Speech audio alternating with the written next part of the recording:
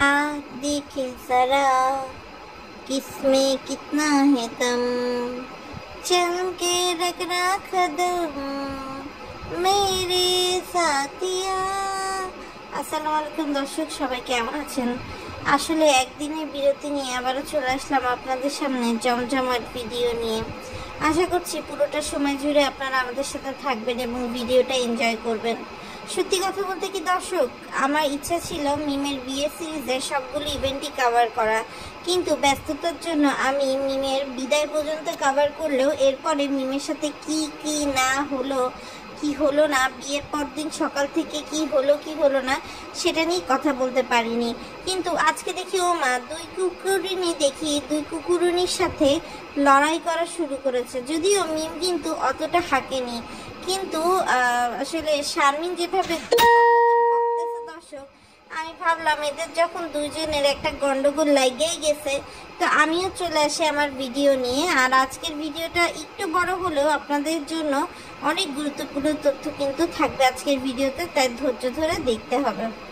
দর্শক, মিম বিয়ে করে বাবুর বাড়িতে আসার পর বিভিন্ন ধরনের রাসম নিজে নিভিয়েছে এবং তাদের যখন বাসর ঘর বা সোহাগের যে ঘর সেটা যখন সাজিয়েছে সেটা টাকা পয়সা সবই দিয়েছে। এরপর আমরা দেখেছি যে মিম আর বাবু তাদের বাসর ঘরের আর কোনো ভিডিও দেয়নি। এরপরে মিম সকালবেলা লাল রঙের শাড়ি পরে চুল ছেড়ে চুল আসাচ্ছে, পাফ করতে চায়নি, এইসব এক্সপ্লেনেশন দিচ্ছে। তো ওই দিন কিন্তু আমরা দেখেছিলাম যে মিম আর বাবু ঘরের মধ্যে ভিডিও বানাচ্ছিল আর শারমিন দরজা ধাক্কাচ্ছিল, কিন্তু বাবু খুবই বিরক্ত হয়ে বলে যে দাঁড়া আসছি, এবং এরপরে বাবু হচ্ছে দরজা খোলে। তো মিমকে নিতে মিমের দুই ভাই আসে, তারা মিষ্টি নিয়ে আসে, ফল নিয়ে আসে, কিন্তু আসলে সত্যি কথা বলতে যেটা যে বাবুর পরিবার হচ্ছে বউ ভাত করবে না, তাদের একটা গন্ডগোল লাগছিল এবং সেই জন্য হচ্ছে তারা 5-6 জনের জন্য আসলে বাজার করে। সেই 5-6 জনের মধ্যে হয়তোবা তিশাও ছিল, হয়তোবা আপনার বাপিও ছিল। তো পরে যখন তারা আসে না, তারা হচ্ছে শাহিন মিজান যখন বাবু মিমকে নিতে আসে নায়ক, তাদের হাতে দিয়ে দেয় এবং তাতে কিন্তু অল্প কিছু খিচুড়ি, পোলাও, তারপরে হচ্ছে আপনার 3টে চিংড়ি মাছ, 3 পিস রোস্ট আর 2টো ইলিশ মাছ আর একটা ইলিশ মাছের মাথা ভাজা। তাহলে একটা জিনিস বোঝেন দর্শক, কোহিনুর করিম ব্যাপারী, সাবিনা মরিয়ম, তিশা বাপ্পি, খুকি, এদিক দিয়ে আবার শারমিন, এদিক দিয়ে আবার বাচ্চা কাচ্চা, এদিক দিয়ে আবার আবদিয়া, এতজন মানুষের জন্য কিভাবে মিমের শ্বশুর বাড়ি থেকে এই ধরনের জিনিসগুলো আসতে পারে? দর্শক দেখেন, আমি কারোর পক্ষ নিচ্ছি না, কিন্তু আপনারাই বলেন, একটা ফকিরও তো ছেলের যখন বিয়ে হয়ে আসে তখন কিন্তু ফকিরও চায় যে হচ্ছে আপনার মানে সেই ছেলের বিয়েতে কিছু করুক। তো তার মা কি এত ফকির, বা তার বড় ভাই কি এত ফকির, বা তার দুলা ভাই কি এত ফকির? তারা যদি 3 দিন এনে খাওয়াতে পারে মেয়ে পক্ষ, তাহলে ছেলে পক্ষ হয়ে তারা কেন একদিন পারলো না খাওয়াতে? খুব তো বেশি পরিবারের সদস্য সংখ্যা ছিল না, তাই না? এবার আসি আমি এক একটা করে একটু কথায়। 1 নাম্বার কথা দর্শক, আমি আসলে মিমের কথা দিয়ে শুরু করব। যে মিমের কথার সাথে আসলে আমি কাজে মিল পাইনি। মিম নিজে বলছে যে সে তার মেয়েকে রেখে গেছে, একবারও তার শাশুড়ি বা ননদ বলেনি, তার স্বামী পর্যন্ত বলেনি। এই জন্য সে যখন পদ্মা চড়ে গেছে, সে তখন তার স্বামীকে কথা কাটাকাটির পরে তার স্বামীকে একা রুমে রেখে চলে গেছে। ঠিক আছে, আসলে আপনি যে খুব বড় গলায় বলেন যে আপনি হচ্ছে মা, আপনি অনেক কিছু করেছেন আপনার মেয়ের জন্য, তাহলে আমার কথা হচ্ছে আপনার শ্বশুর বাড়ি যা বলুক, আপনার জামাই যা বলুক, আপনি তো মা, তাহলে ডিসিশনটা তো আপনার মেক করা উচিত ছিল যে আপনি আপনার মেয়েকে নিয়ে কোথায় যাবেন কি যাবেন না। আপনি যদি একবার বলতেন আপনি আমার সাথে যাবে, এরপরও যদি বাবু, শারমিন, পারুল বেগম এরা মানা করতো, তাহলে আমি দোষ দিতাম তাদের। আপনি নিজেই তো এই ঝামেলা নিয়ে যেতে চাননি, কেননা আপনার অনেক ফটোশ্যুট বাকি ছিল, অনেক টিকটক বাকি ছিল। আপনি পরদিন সকালে যদি চলেই আসবেন, ওই যে ওইটুকু টাইমের জন্য যাবেন, তখন তো আপনি আসলে আবদিয়াকে রেখে যাওয়ার ডিসিশন তো আপনি নিয়েছিলেন। মিমের আরেকটা কথা হচ্ছে, তার শাশুড়ি, তার মানে যেটা মেন সে বলেছে যে সে যখন বিক্রমপুরে ছিল, শারমিন তখন প্রথম ইউটিউব চ্যানেল খুলছে, তো বেশি পপুলার হওয়ার জন্য সে মিমের সাথে এসে থাকতো, এবং এটাও বলছে যে তার শাশুড়ির মেয়ের বাচ্চা সহ ডিভোর্স হয় নাই। তো আসলে মিমকে একদিক দিয়ে ভালো হতে হবে যে মিম নেগেটিভ কিছু বলেনি, কিন্তু শারমিন যখন উত্তর দেওয়া শুরু করছে সে ঝগড়া স্টাইলে চলে গেছে। আপনি যদি আমাকে বলেন যে মিম আর শারমিনের মধ্যে আপনি কার পক্ষে, আমি বলবো আমি মিমের পক্ষে, কারণ মিম কথাগুলো বলছে নর্মাল টোনে বলছে, হ্যাঁ যতটুকু তার খারাপ লাগছে সেটুকু বলছে, কিন্তু শারমিন আসছেই মনে হচ্ছে যে ঝগড়া করতেছে। প্লাস শারমিন 10টা মানুষকে সামনে বসায় তাদের দিকে তাকায় তাকায় কথাগুলো বলতেছে, আর মিম কিন্তু ক্ষেতের মধ্যে একে একে কথাগুলো বলতেছে। এবার আমি একটু শারমিনের কথায় আসি। শারমিন খুব বড় গলায় গলাবাজি করতেছে যে তার মা ডিউটি করে খায়। এটা তো তোদের জন্য লজ্জার কথা, তাই না, যে তোর মা, তোর বাপ মারা গেছে, এই বয়সে এসেও নিজে ইনকাম করে খাচ্ছে, এবং কাজটা যে খুব সম্মানের তা না, কাজটা হচ্ছে মেথডনির কাজ। তো এটা নিয়ে তো গলাবাজি করার কি আছে? আর তোর মতো একটা মেয়ে মানুষ, তুই তো একটা বাজা মেয়ে মানুষ, 9 বছরেও যে বউ তার স্বামীকে একটা সন্তান দিতে পারে না, তুই আবার বড় গলায় বলছিস আমার স্বামীকে আমি ডিভোর্স দিছি। না, তোর মতো বাজা বউকে তোর স্বামী রাখিনি দেখেই তুই ডিভোর্স দিছিস। আমি তো রাজ্যের রুচির প্রশংসা করব যে 9 বছরে একটা ডাস্টবিন ব্যবহার করার পরে সেই ডাস্টবিনকে ঘরে শোভা দিছে। শোনেন, একটা পর্যায়ের পর ডাস্টবিনেও কিন্তু ময়লা ফেলতে ফেলতে গন্ধ হয়ে যায়। তো একটা মেয়ে 9 বছরের সংসার ফেলে সেখানে ডিভোর্স দিয়ে সে হচ্ছে দ্বিতীয় বিয়েতে বসতে পারছে, এটাও কিন্তু একটা বড় অনেক অর্জন। আর স্বামী যে এত বড় গলা করতেছে যে আমার জামাইকে জড়াইছিস কেন, তোর স্বামী যখন মিমের সাথে লাগালাগি করে বেড়াইছে তুই এগুলো দেখোস নাই? তোর তো এগুলো দেখা উচিত ছিল। তোদের মতো ফ্যামিলির কি মান সম্মান আছে তুই বল? তুই ভাব দেখাস যে তোর ভাইয়ের নাই, তোর ভাইয়ের তেলে অনুষ্ঠান, তুই বড় বোন বা তোর স্বামী বড় দুলা ভাই হিসেবে কি করছে, অথবা বিল্লালের বউ কি করছে?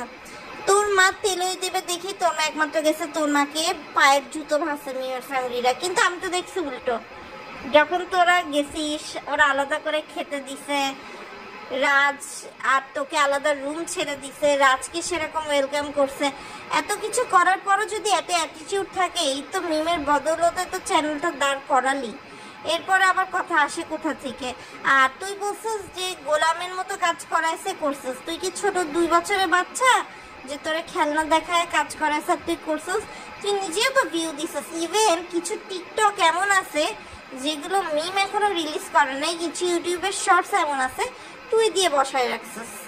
এটা কি লোকে দেখে না? এখন আবার তুই যখন দেখছিস মিমকে দিয়ে ইনকাম হবে না, বাবু বাড়ি ভাড়া দিতে পারবে না, তুই এখন কি করছিস? তুই এখন হচ্ছে নতুন ভিউ বাণিজ্য একটা করছিস যে আমি আর তুই ঝগড়া দেখাবো, আমরা আমাদের অতীতে অনেক কথা বলবো, বাবুকে অকাথ্য ভাষায় শোনাবো, অকর্মার ঢেকে অলস হ্যান ত্যান ম্যান ত্যান, এরপরে আমরা আবার মিল হয়ে যাবো অনেকটা স্টার জলসা সিরিয়ালের মতো। আর দর্শক, আরেকটা বিষয় কি হয়েছে জানেন? আরেকটা বিষয় হচ্ছে এই যে আপনার বাবু মিম আছে, শারমিন যে এত বড় বড় বোলচাল ছাড়ছে, শারমিন নিজে কি স্ট্যান্ড নিছে দর্শক বলেন? শারমিন নিজে ফার্নিচার সেট নিয়ে আসছে দেখে তারা কি ভাবছে যে মিম বাবু নিজের বাড়িতে তো ফার্নিচার সেট করছে, এখন তার মার বাড়িকে ভরাবে, তার মাকে সম্মান দেবে? তার মাকে আজ পর্যন্ত সম্মান দিয়ে তো শারমিনের বাড়ি নিয়ে যেতে পারেনি। শারমিন আবার কি সম্মান এক্সপেক্ট করে? এত কিছুর মধ্যে মাঝখান দিয়ে পিসছে কিন্তু হচ্ছে আবদিয়া, কেননা আবদিয়া না তার মাকে পাচ্ছে না তার বাপকে পাচ্ছে। এদিকে বাবু মিমের সাথে এক রাত শুইতে পারে না দেখে তার কি রাগ। তা আমার কথা, একে তো অলস, কোনো কাজ করস না, তার মধ্যে তোর আসলে ক্ষমতা কি? তুই তো একটা ইম্পর্টেন্টের চেয়ে তোর অবস্থা খারাপ, তুই তো অক্ষম পুরুষ মানে যে পুরুষ স্বামীর নিজের মানে স্ত্রীর টাকায় চলে, স্বামীর নিজের টাকা থাকে না, যে পুরুষ নিজের স্ত্রীর টাকায় চলে, তার তো আসলে কোনো পুরুষত্ব নেই, সে তো একটা নপুরুষ। আবার শারমিন কিভাবে বলতেছে যে আমার মা খিচ্ছে ছিল কেন ওইটারে পেটে ধরছে, কেন এখন মিমের জামাই হয়ে গেছে দেখে কি তোর ভাই নাই, নাকি তোর আর এখানে কোনো ফায়দা নাই দেখে তোরা নিয়ে নেই? আরেকটা বিষয় দর্শক দেখেন, শারমিন যে এত বড় গলায় গলাবাজি করতেছে, একটা মানুষ 1 বছরের একটা সংসার, তার কিন্তু তোমার জন্মায় না, কিন্তু 9 বছরের সংসার অনেক। শারমিন এটাও বলছে যে কোহিনুর নাকি মিমের দুঃখ বোঝে না, তো কোহিনুরকে জিজ্ঞেস করতে। তো আমার মনে হয় পারুল বেগম যত না তার ছেলে মেয়ের প্রতি সাপোর্টিভ, তার চেয়ে অনেক অনেক অনেক বেশি সাপোর্টিভ কিন্তু কোহিনূর, এবং এটা কিন্তু আমরা অতীতেও দেখছি। তবে আমার একটা জিনিসের অপেক্ষায় আমি আসি যে আসলে বাবুর স্ট্যান্ড কি, তার মা বোনরা যে এভাবে ঝগড়া স্টাইলে বললো, এটা আসলে বাবুর ইয়েটা কি সেটাও কিন্তু আমাদের জানতে হবে।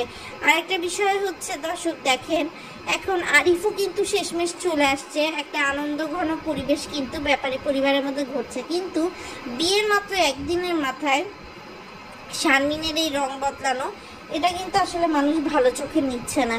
আবার অনেকে বলবে যে মানে এখানে হচ্ছে মিমের দোষ, কিন্তু আমি মিমকে দোষ দেবো না। কেন জানেন, মিম হচ্ছে লোকের সামনে ভালো হয়ে গেছে, ভিকটিম কার্ড প্লে করছে, যখন সে বলছে যে সে তার মেয়ের কথা চিন্তা করে এক রাত মেয়েকে ছাড়া ছিল, এই জন্য মেয়েকে নিয়ে শুয়েছে। তো মেয়েকে নিয়ে তো আসলে খুকির যে রুমে বাসর ঘর সাজানো হয়েছে ওখানেও শোয়া যেত, এখানে তো এমন কোনো কঠিন সায়েন্স না। আরেকটা বিষয় দর্শক দেখেন, বউ ভাতে যদি ন্যূনতম খাওয়ানোর ইচ্ছা থাকতো তাহলে ওই কয়জনের হিসাবে রান্না বান্নাটা কিন্তু করতো। এখানে কিন্তু মিমের নিজস্ব মান সম্মানও গেছে, কেননা সে বলছে যে এখানে একটা ঝামেলা হতে পারে, তো সেই জন্য হচ্ছে সে হচ্ছে নাকি এই বিয়ের অনুষ্ঠানটা করাইছে। শারমিন সব কিছুই বলছে, কিন্তু ঝামেলাটা কি ছিল, কি হতে পারে সেটা কিন্তু বলেনি। আরেকটা বিষয় হচ্ছে, যখন কেউ নিজের টাকা খরচ করে কোনো ফাংশন করে তখন আসলে বাইরের লোকের কথা শোনা অনেক ঝামেলার একটা বিষয়। বাইরের লোকের কথা তখন কিন্তু শুনতে চায় না, তখন সে মনে করে আমি নিজে যা বুঝি সেটাই কিন্তু অনেক গুণ ভালো।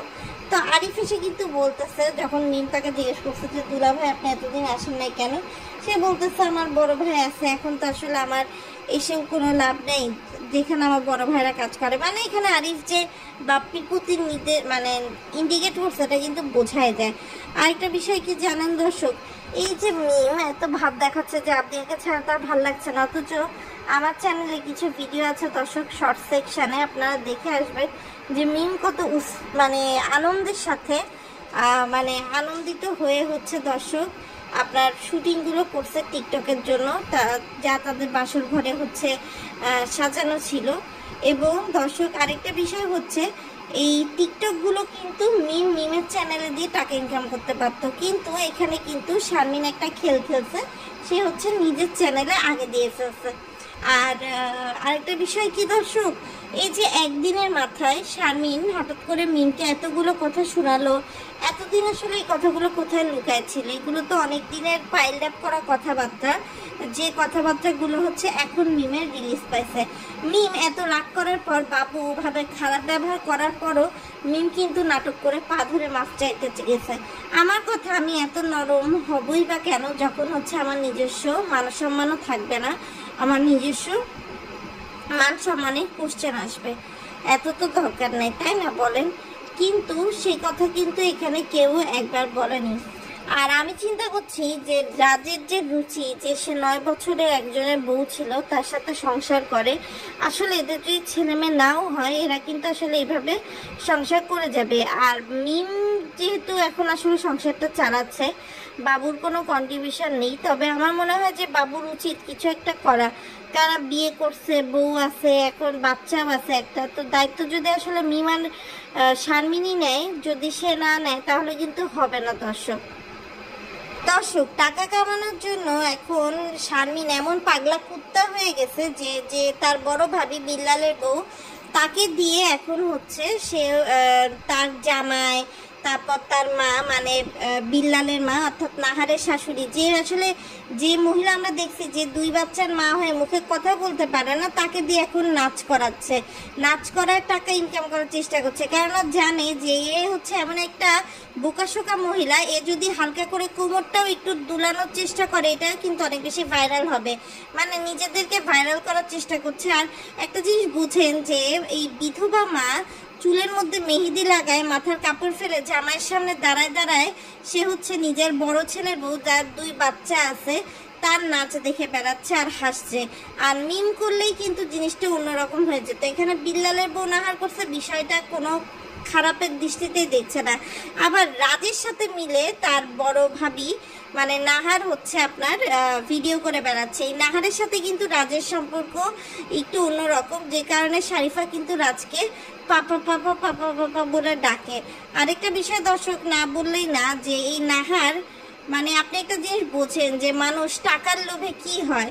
একটা কথা আছে না, টাকার লোভে মানুষ ন্যাংটা হয়েও নাচতে পারে। এখন বিল্লাল তো একটা থ্যালাসেমিয়া রোগী, তার তো আসলে কোনো জোর নাই, কিভাবে যে 2 বাচ্চা পয়দা করছে আল্লাহ জানে।